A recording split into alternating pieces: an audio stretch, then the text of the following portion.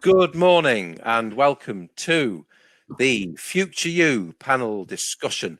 This is all about you. It's about the future that you're going into. It's a discussion about jobs, about the job market, about postgraduate study, about how you need to prepare yourself and what to expect in these extraordinary times. But extraordinary things are happening and you have extraordinary potential. And we have a wonderful panel of people from jobs and universities, from careers, from the world of employment. They've got a lot of experience and a lot of expertise, and they're going to share that with you. So I'd be delighted to introduce, first of all, Matt Williamson.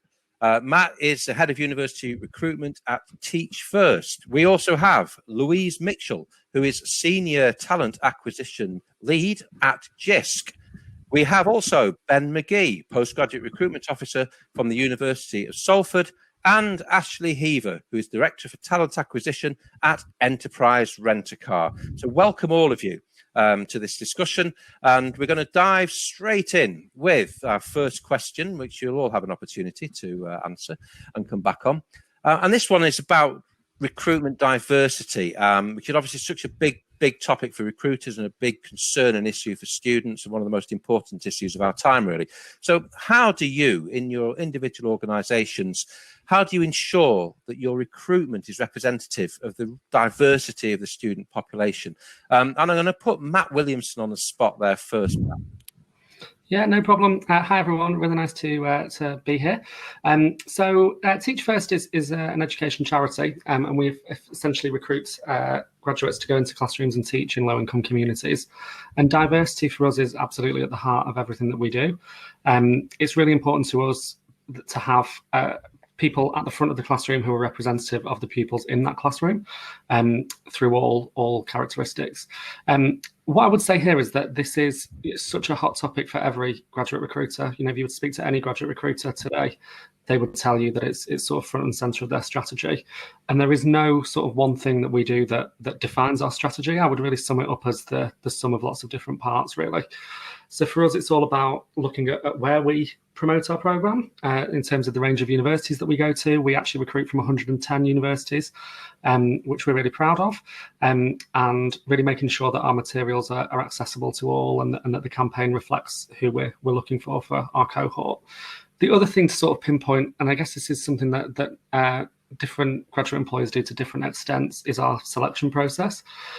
So our selection process is completely blind in the sense that any sort of personal characteristics are removed from the application form and screened by two separate people through the selection process. So there's the academics are looked at, but the university that you go to, for example, isn't looked at. And the key competency questions are really focused in on, not the personal characteristics that you put on the form.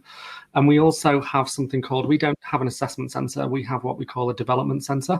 And we introduced this a couple of years ago, and we actually give you feedback on the day. And part of what we look for is how you take that feedback and how you bring that feedback to life on the day and show that you've learned from the feedback we've given you. And for us, that has been a really positive step forward in terms of not just looking for experience that people have, but looking for behaviours that people have. And that's something that we're really proud of. Oh, I can't hear you there, Chris. I don't know if that's anyone else. Can you hear me now? Yes. Sorry. Just interested that you've effectively rebranded the assessment centre as a development centre, and that's a very interesting change of pitch, because assessment centre sometimes looms a little ominously, doesn't it, in the graduate horizon, and that sounds a much more positive experience, definitely.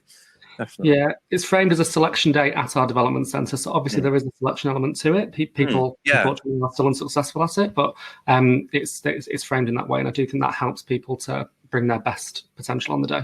Interesting. Ashley, how do those experiences chime with you at Enterprise? Thank you, and thanks for inviting me on the panel today. So as I was introduced, I'm Ashley Heaver. I've been with Enterprise nearly coming up to 20 years in March, so a long time. I left university with a 2-2 in criminology from the University of Hull, and I really struggled to get a job anywhere on any graduate program, but I saw a job advertising graduate opportunities in Loughborough when I went back home, and the rest is history. So I also chair our LGBT network, Enterpride, as well. So I look at it and think, I look at myself and look at the opportunity I was given when many other employers wouldn't give an opportunity to someone with a 2-2 from a non-Russell Group university, and we really do deliver that across the whole of our business. And we, like Teach First, have recruited from well over 100 different universities last year. We actively go and visit all of these universities as well. So we do things from careers fairs, or virtual fairs as they are now, skill sessions. We work with different societies. We sponsor a society called Enactus, and again, that it really helps us engage with students across the whole of the country, not just particular ones. Our recruitment team are based all over the UK as well, so we're on universities' doorstep, so there's none of the, in the old world, we didn't have to travel halfway across the country to get to a university as well. And as well as doing that from a university perspective, we really try and work with, we work with different websites. We work with a website called My G Work. We work with Helen Cook, who runs My Plus Consulting from a disability perspective, again, to really try and ensure that students are seeing that, we are open.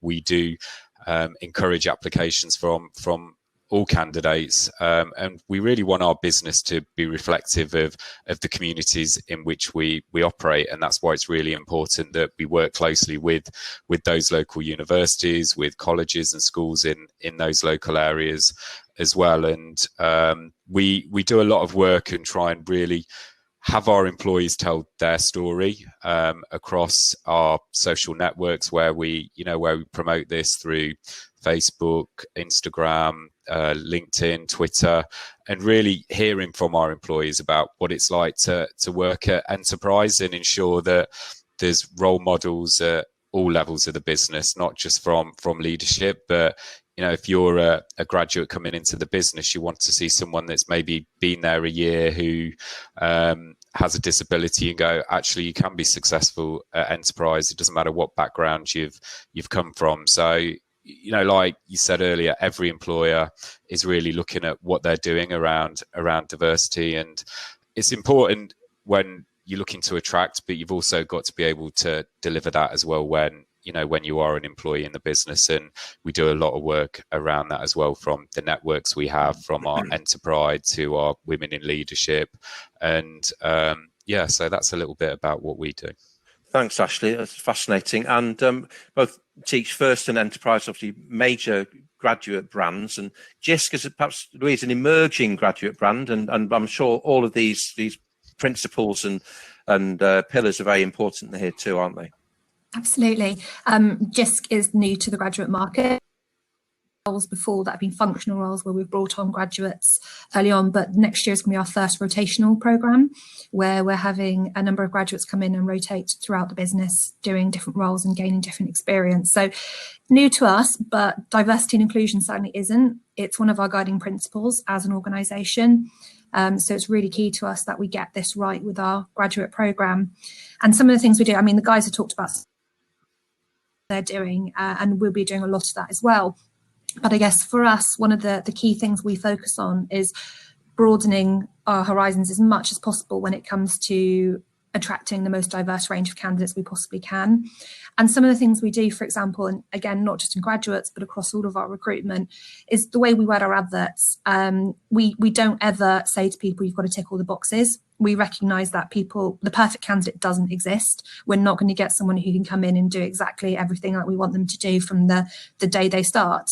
So we say to people, we're not expecting you to tick all the boxes. If you can just tick some of them, then great. Absolutely, we'd love to hear from you, because you might be exactly what we need. It's about recognising that those hard skills that we might be looking for aren't the be-all and end-all. And we want people who can add to our culture, not conform to our culture. is very much how we see things. We're very careful about using gender-specific wording in our adverts as well. For example, we know one of the reasons we say to people we don't want them to tick all the boxes is because we know anecdotally and through research that if a woman was to see an advert where she didn't tick all the boxes, she's far less likely to apply than a man would be. And we want to make sure that people feel comfortable applying for our vacancies, no matter what their background is. We've implemented training across the organisation for managers on conscious inclusion and make them aware what they need to do and what their biases might be that they might not be aware of. And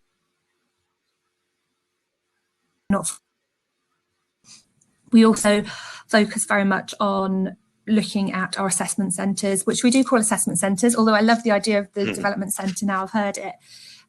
We try to put people in as much ease as possible. So, for example, we don't use formal assessments that you might come up against in some other assessment centres. We use things like escape rooms and things like that, so people actually relax and they can actually show us who they are rather than worrying too much about the assessors who are sat around them and thinking they've got to behave in a certain manner. We try to make people as comfortable as possible so we can actually see who they are, and those attributes can come out. So we're making decisions based on that. Thank you, Louise. That's really interesting. And we've heard from different employers, but Ben, I'd be really interested to know how all of that now works out in student recruitment at the University of Salford. Absolutely. It's something that we do well and something we're very proud of. Obviously, our location really helps with that. Salford in the Greater Manchester area is a massively diverse community, and that's something that's completely reflected in our student body. But it's not only looking at the graduate market, it's ensuring that students get the information as early as possible. So our outreach team do a load of good work, raising aspirations, talking to BAME community, first in family, showing the support that they can get when they're at university. And it's that support that they get throughout that's going to help them transition to postgraduate study. It's showing that opportunities are there for everybody at the university, ensuring they know the support they're able to access and the support they will continue to receive from the university. It's working with companies like the people on the panel here. They'll come to the university, as they've mentioned, to the recruitment fairs, so they know the experience they need to gain or the range of companies they can work for in the future. And it's ensuring that we give them the confidence and skills to be able to pursue those opportunities. But it's not just looking at it in the local or national field. We're an international university and very proud of that fact. We've got over 120 different countries represented at our university, and it's something we're definitely looking to continue. Obviously, it's a little bit more difficult at the moment, which is why we're trying to be as flexible as possible when it comes to ensuring our students get the support that they need. Yeah, thanks. And that's it's good to hear that sort of continuum that's starting very early, the universities and employers working together with young people before they even get to university and then taking all the way through.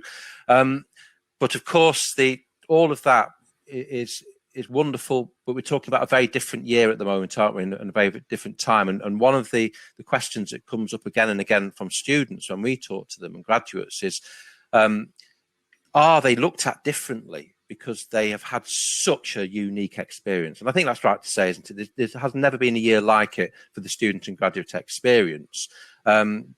There is a concern that employers or university recruiters may look at them differently because of the disruption to the learning, for example. Is that a factor and a fear? Ashley, I'll start with you on that one. Yeah, we looked at this internally as well, and yeah, it has been a unique year. I don't think I've ever heard the sentence or the saying, you're on mute, as often as I've ever heard in this past year. So that's something that has been interesting. But we've looked at it, and it's down to us as an employer to really understand and look at things from a student perspective and go, okay, so there's going to be people coming into the recruitment process that may have had a placement year cancelled. Their summer internship may have been cancelled. Their leadership role that they were going to have with the sports team may no longer be there. They have had to, perhaps they've studied from home rather than going back to the university. Their part-time job may have ended. So things that we would usually look to bring out in an interview may not be there, or they may not have the most relevant experience. But I just want, from our perspectives, people coming into a process who would be applying for our graduate program to be assured and feel good that we know this as an employer. Our recruitment teams have been, we've had workshops on it, we've worked with our hiring managers on it, and there's still great examples that students can use when talking. They may have done some volunteering, they may have been doing something at one of the local supermarkets, they may have helped out in the local community with things, or they may have had caring responsibilities for families. And we are working and ensuring that our team and our hiring managers really get that and understand it, and are not, I suppose, looking at somebody's last year and thinking, well, they didn't do this or they didn't do that. There's still a whole load of stuff that you can talk about as a student. You have had to be flexible like you've never had to flex before. You've had to look at new and innovative ways of perhaps working in teams together, or trying to get group work put together. You've had to show resilience when the Wi-Fi might not be working, or one of your teams' connection's really poor. So there's so much things that you've had to go through that other students have perhaps not gone through, and you can bring a completely different set of skills that maybe others that might not have. And we just look at ourselves as a business and go, okay, what skills have we really learned, and what areas of our employees have looked at maybe development. And we kind of used that and looked at that in terms of who's coming into the business. And I think this cohort of students have got some great examples and some great skills that they can bring into any business. And absolutely. And you mentioned they're working in teams, which of course has even more meaning now as well, as part of that complete online immersion in work, which is another accentuation of the positive. Matt, is that something that you share at Teach First? Absolutely. I really like the sort of sentiment there that it's really about what you did do rather than what you didn't do. And I think that's really true. So thinking about online stuff, we're probably a bit different to a lot of graduate schemes that won't necessarily expect a high level of technical competence of online platforms and things, because our roles are still in schools. We're still a frontline role that's the cohort we recruited for this academic year have been in school as normal. So it's probably a bit different in that respect. I think one positive I would draw attention to out of this whole awful year, I mean, it has been awful, let's call a spade a spade. But the one thing I would really draw attention to is I've never seen such willingness from people to give their time to help other people. So if you go onto LinkedIn, for example, there is just a plethora of people on LinkedIn offering to share, jobs, experiences, recommendations. There's just tons and tons of goodwill out there that I think, if anyone's sort of watching this is feeling that they don't necessarily have the examples or the confidence isn't there, like, please just ask for people's time, because I've very rarely, I don't know if everyone else would agree with me, but I've very rarely recently seen people say, actually, I can't give you that time. If anything, the time is there that people are willing to give and to help at this, what is a very difficult time for many. Yeah, absolutely. Ben, obviously you're in the environment where the students and graduates that we're talking about have been experiencing all this. What's your feeling?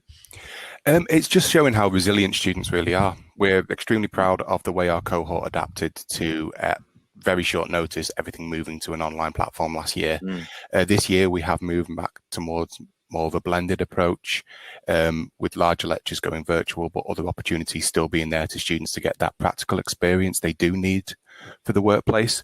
But in terms of the recruitment on our side, it is offering as much support as we possibly can. And we're also finding that by moving that support into the virtual world, we're giving more opportunities for students to access it than ever before. And it's not just the focus on live events, it's the focus on pre-recorded elements, on downloadable content that maybe we've not had time to really look at before. But this opportunity, I don't really like to call it an opportunity, but it has given us time to reevaluate what we're doing and ensuring we're getting the information out to people. So it's that chance for students to get bite-sized information pieces, to be able to book onto a one-on-one conversation.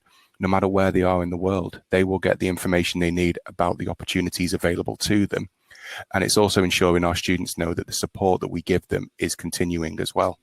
So, for example, our careers team can work with our students for life. So it's not just up until the point that they've graduated. They're still able to come back virtually, access the facilities and support that they need to ensure that they're able to access the graduate programs that are on offer. Yeah, I mean, that's a tremendous example of, like, say, the adaptation very quickly in your infrastructure, sort of adjusting to meet those needs. And Louise, I mean, what a time for GIST to enter the arena as a graduate recruiter. And Absolutely. so all of this will be there next year. It will be, yes, absolutely. And I think when we look at students now, we're talking about it in our recruitment teams, students are going to have two things in abundance now, which is the ability to deal with change because of the amount of change that has happened to how they've learned, how they've interacted with people, and also resilience, I think, is another key one as well. It's not been an easy year for people. We've had to adapt and change. That will come through. We're not going to be looking at the things we normally would look at if recruiting for graduates. We're going to be looking at things like resilience and change abilities and side things like that. But it's also recognising that people coming out of this are going to be a bit different to what they were going into it. People might be suffering with anxiety. They might be finding things a bit more stressful at the moment, and recognising that with our recruitment processes and making things as easy and simple as possible, and trying to reassure people who are coming through it that we are there for them and we can make the changes that we need them to make.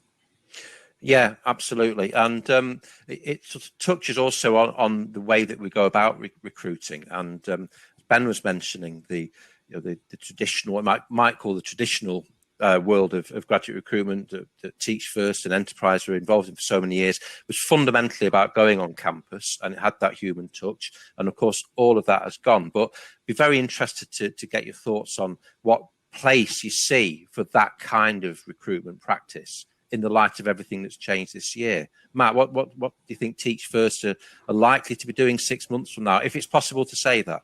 I'm conscious it's a bit of an ask. I mean, it is very difficult. It's very, very difficult to say. You know, had you said to me 12 months ago that we would be in this situation, I don't think any of us would have believed it. I mean, I have to say I really miss going to campus. I really miss the sort of buzz of being on campus, and I miss the conversations that we have. I think that there have certainly been positives that we've managed to find out of this, in the sense of there's a lot of talk about Zoom fatigue, for example, and people not sort of wanting to join things online. But equally, it has opened up opportunities to people that we wouldn't normally be able to see, whether that's through not necessarily being able to go to their university as much, or just sort of doing things differently. So there are positives to it. I think we haven't had discussions beyond the next sort of 3 to 4 months, really. My vision for my team really is that we will do probably a hybrid approach. We certainly will want to go back to campuses when we are allowed to. I think there's sort of 3 elements really. Do the university want us to come? Do the students want us to come? And is it safe for our staff to come? And unfortunately this autumn, we couldn't say yes to all 3 of those things. And we'll need to be confident that we can say yes to all 3 of those things before we can come back to campus. But I think there is real value. I think if as an employer, if you can run something online for people who want to interact in that way, great. But I also think that there's real value in having something in person. Because it opens up opportunities. You'll stop and speak to a person that you wouldn't necessarily have clicked on what they have to tell you about online. And so it does open conversations that you wouldn't have had before. And I also think that there's something here around many graduates this year will have joined an organisation for which they have never met a physical person from that organisation in person. And I think it's great how so many graduate employers have been able to bring their brands to life and bring their cultures to life online in a way that made it really clear what people were sort of signing up for, and made sure it was a good fit. But I do think that there is a real place for face-to-face interaction in that, and there will continue to be, particularly when the work that they're actually going to be doing when they start goes back to being face-to-face interaction. I think it's quite important to have that in the run-up. So in conclusion, I guess we have no decisions made, but I'm certainly, I personally am very much looking forward to being able to get back out there and see people. Yeah, absolutely. I think you speak for a lot of us there. But Ashley, what's the thoughts along that line at Enterprise at the moment? Trying to sound boring, but it is similar to Teach First and what Matthew's talked about. Our team are home working at the moment. They I think they cannot wait to get back out on campus and start meeting and talking to people. So, you know, we're a car rental company. It's not the first port of call when it comes to, oh, that's what I want to do when I finish my degree.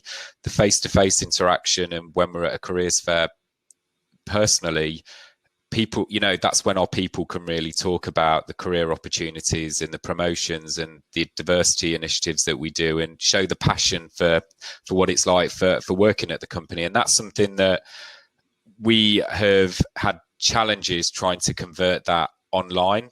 We've done different things and we've had some successes, but I still think, you know, down the line in a year's time, that a careers fair in person is better, both for the employer and for a lot of the students who are perhaps based on that campus. There's, you know, we've seen it, and one of the, you know, feedback that we've had from students is that some might not like to go online virtually on their own. Sometimes they'll go to a skills session with 2 or 3 other people.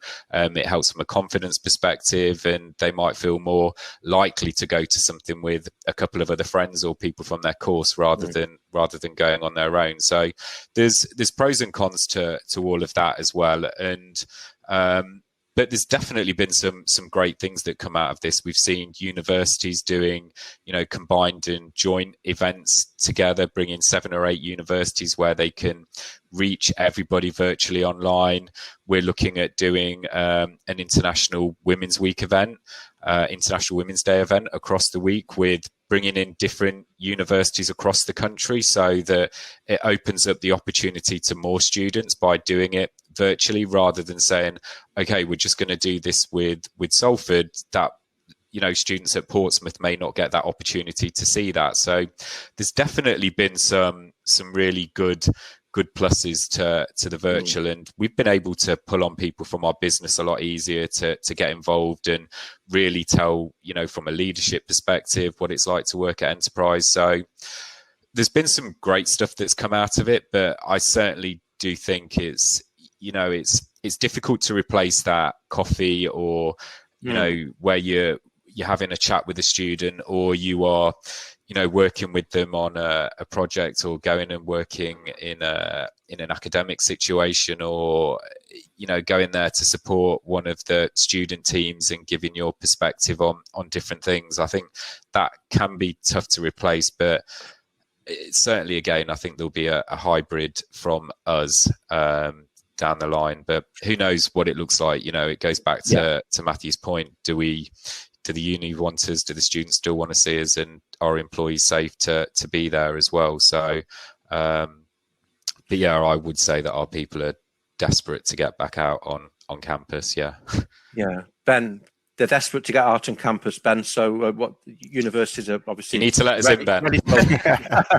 Oh, I could travel as well. I say I absolutely feel you with that one. Yeah, I say it's something that we are trying to do. We're trying every which way to get, obviously, either employees to come in and talk to our students. It's all virtual at the moment, as you'd expect. But it's also the other way around. It's about students trying to find out that information about either the early years coming into the undergraduate or the postgraduate opportunities. Being on campus is that experience, and it's something we're working really hard to replicate in the virtual world. But it's something, obviously, we are looking forward to getting back to being able to welcome people onto campus in person, which is why we've put all of these different innovations in place in terms of the virtual content we're doing. It's like everyone else. It's a really good thing that we're able to do. It enables us to open up our information to more people, but it doesn't really replace that face-to-face opportunity, and it's something we're definitely looking forward to being able to reintroduce as soon as the government lets us, and as soon as it's safe to do, more importantly. Of course. I mean, and Matt's point about the people who've gone into the world of work and still probably physically haven't met necessarily some of the colleagues. That's a profound change, isn't it? I mean, Louise, in terms of, you know, recruitment at JISC, and how can you compensate for that lack of, you know, physical presence and contact with new recruitment? It's really difficult. I think at JISC we work really flexibly anyway. We measure outputs rather than presenteeism. We're usually working from home a couple of days a week at least as an organisation before all this happened. So it was quite normal for us to have conversations over tools like Zoom and Teams and things like that. But obviously this still impacted us even when we were a bit of ahead of the curve in terms of working from home and flexibility and so forth. I've got people in my team that I've been working with for months that I've never actually met face to face. And it is a strange experience. So I can only imagine what it'd be like for a graduate coming into the workplace for the first time in some instances and not having that face to face interaction with people. So we're doing what we can to engage with people. We have lots of social events over virtual environments. We have plenty of get-togethers as an organisation. People can come in and learn about different parts of the organisation. It's still no replacement for that face-to-face, but we are still trying to bring the organisation together and have that feeling of community as much as we possibly can, because it is missing. It is, it doesn't matter how hard we try, it's not going to be the same. And we can only compensate for that as much as possible rather than totally replacing it. I think when we're looking at careers fairs and things like that, absolutely, it's been really difficult not being able to go to them, particularly as a new organisation into the market. So looking at what we can do as well to engage with people as much as possible. Yeah, it's an interesting point. Building a graduate brand at this time as well. That's a challenge, isn't it? So I think, but the blended future, I think, is obviously what we're looking for. But I suppose it's a related question about: do we expect more of our graduate staff to be working from home much more than they ever would have been expected before? Matt, do you think that's likely to be the future at Teach First? I mean, at Teach First, as an employer, not for the graduate scheme people into schools, we have always worked at home. I would regularly work at home when not on campus, sort of 2-3 days a week. And I do think that now people have got a taste of it. I do think it will be interesting to see how businesses respond. And my guess would be that it will be, again, a sort of blended approach. With our offices, so we have offices across 10 different regions of the country, and our offices are actually not big enough for everybody who works there. So we tend to, outside of London, we tend to have office space in like a shared working type space where you have a big sort of central space and then a room off that space that's privately yours. If everybody who worked in our Northwest office, for example, came to work, there would not be enough seats for everyone in the office. So it's done on a system that assumes, because a lot of our roles are in schools, it assumes that a lot of people will be out on certain days. And I do think, I hear of lots of organisations that haven't worked in that way before. We always have, but I hear of lots of organisations that have obviously been forced into doing that this time around, and actually they found that it's worked very, very well. And I just love the sort of focus on output rather than time you logged on, time you logged off. And I think it was you, Louise, that said it there about sort of measuring people's actual output rather than a sort of timesheet approach, which I think is very refreshing. And I do think that increasingly it's becoming a bit of an expectation on the candidate side of things. Thanks, Matt. And I just pause for a moment to say to you out there in the audience, if you have any questions at all for our panel, please pop them into the Q&A and we'll deal with them towards the end. I think this is a theme that has been running through our discussion, and we've talked about the changing nature of the student and graduate experience. Talked about things like resilience and adaptation. But generally speaking, what are you individually as recruiters into study or work? What are you looking for in graduates? I'll start with you, Ben, please. So for us, it's not really changed what we're looking for. We're just looking for people to have taken advantage of the opportunities given to them. Obviously, students have had a really rough time of it for the past year, so it's not as much about the final experience that they had, but it's what they were able to bring to us as students. It's not just all about the academic focus. It's about what else they've managed to do, how they've adapted, how they've been able to still access facilities, access work. They know that they're coming into a blended environment, and that's something they've come from, especially if they're a recent graduate. In terms of other individuals, obviously, it's an interesting time to look at postgraduate study. People are being, unfortunately, made redundant, the jobs are disappearing, which is to say it's a bad situation. but it's that opportunity that it also gives for students to think they can retrain. The thing with postgraduate education that we're really pushing at the minute, it's not linear. You don't have to just continue in the work you've been doing or the course you did as an undergraduate. It's an opportunity to retrain, to use postgraduate education to change your career. And that's something that we're really trying to emphasize to our students, that there is a chance there to use the funding that's available, to use this time that you might not have had to either look at part-time study, look at distance learning, use the fact that we are trying to be as flexible as possible to take the time to either get that postgraduate qualification you always wanted to do, explore the research that you think that you want to do, that you know, if you know that you want to gain your doctorate in the future. It's the enterprise, but it's also knowing that we have the support there as well. So even if it's something you've briefly considered, the university will be able to offer you support throughout your application, up until the time you join us, and throughout your professional life as well. And you've seen a real demand, I'm guessing, for postgraduate education in Absolutely. this period. Yeah, absolutely. It's something that has increased just in terms of interest, just because, again, it's that making the best of a bad situation. It's that flexibility, that resilience, and that can-do attitude that we really enjoy seeing in our students. Yeah, and as part of our sort of future you orientation is really about study and work often go hand in hand, and they will be part and parcel of your ongoing development, won't they? So that's good to hear. Ashley, what's our enterprise looking for?